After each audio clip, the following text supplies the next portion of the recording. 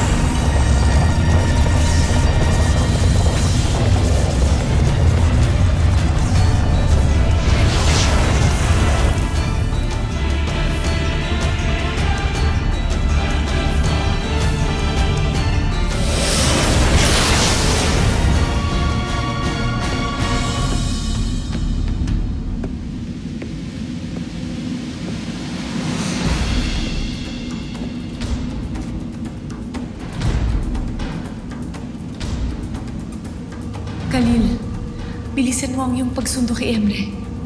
Bumalik kayo dito sa lalong madaling panahon.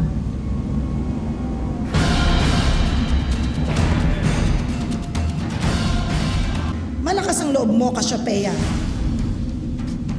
Naniniwala ka ba talaga na kaya mong kalabanin ang dalawang bathala ng sabay? Kahit ilan pang batala ang kaharapin ko, handa akong mamatay para sa payapang kinabukasan ng Encantadia.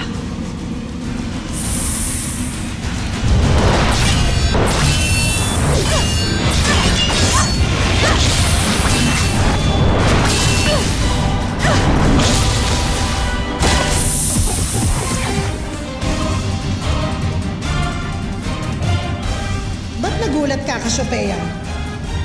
Hindi ba yan naman ang iyong nais?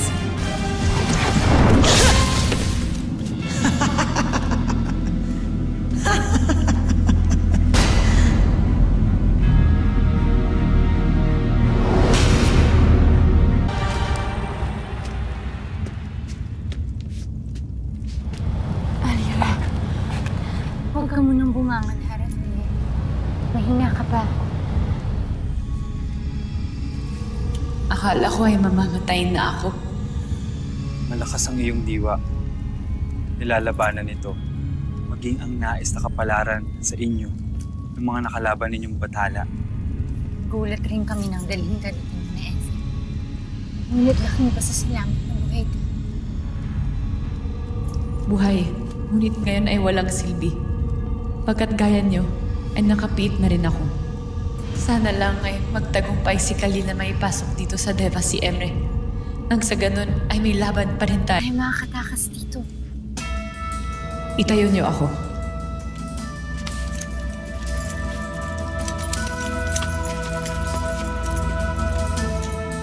Meron silang nakaligtaan mahalagang bagay.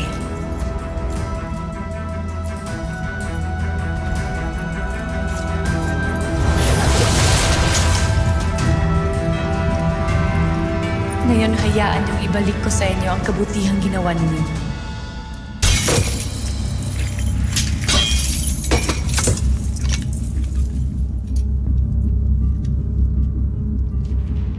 Panahon na para makalaya rin kayo dito.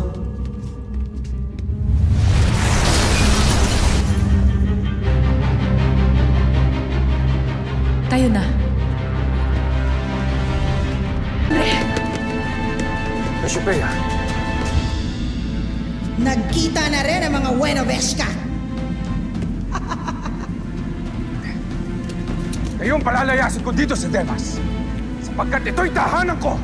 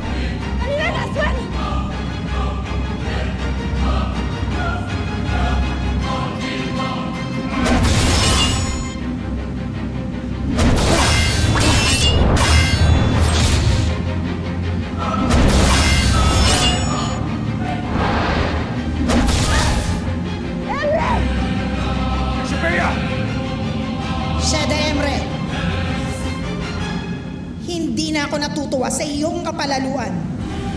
Kaya isuko mo na sa akin ang sandata ni Aliyah, kapalit ng buhay ni Cassiopeia. Huwag mong ibibigay, Emre. Huwag mong isugal ang sandatang tanging nating pag-asa. Inuulit ko, Emre. Papaslangin ko ang sinaunang diwata kung hindi mo isusuko sa akin ang sandatang hawak mo.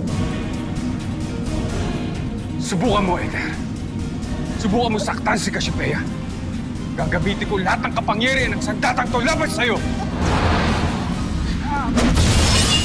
Arde!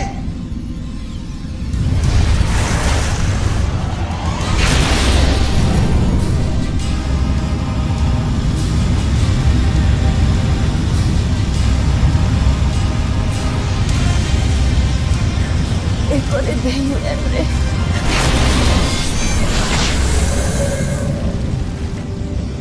Cassiopeia! Paradurie!